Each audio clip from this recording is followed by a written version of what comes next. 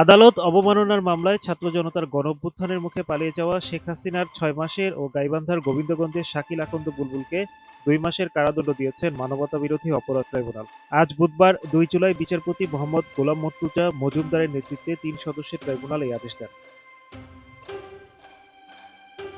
ক্ষমতাচ্যুত প্রধানমন্ত্রী শেখ হাসিনা ও গাইবান্ধার আওয়ামী লীগ নেতা শাকিল আহমেদের মধ্যে কথোপকথনের ভিডিও ভাইরাল হলে গত ৩০ এপ্রিল তাদের বিষয়ে ব্যাখ্যা চান ট্রাইব্যুনাল। তাদের হাজির হয়ে বা আইনজীবীর মাধ্যমে কথোপকথনের বিষয়ে ব্যাখ্যা দিতে বলা হয়েছিল।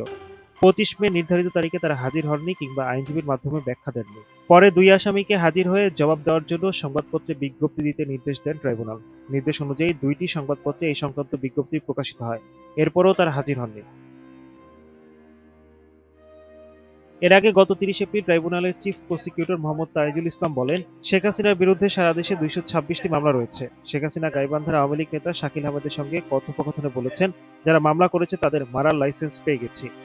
এদের বাড়িঘর ভাঙচুরের জন্য তিনি নির্দেশ দেন। পুলিশ কর্মকর্তাদেরও হুমকি দেন। তদন্তকারী কর্মকর্তা মনে করেছেন, এর বিরুদ্ধে ব্যবস্থা গ্রহণ না হলে সাক্ষীরা সাক্ষ্য দিতে ভয় পাবেন। পরে পদক্ষেপ নিতে আবেদন করলে আদালত অবমাননার নোটিশ ইস্যু করা হয়।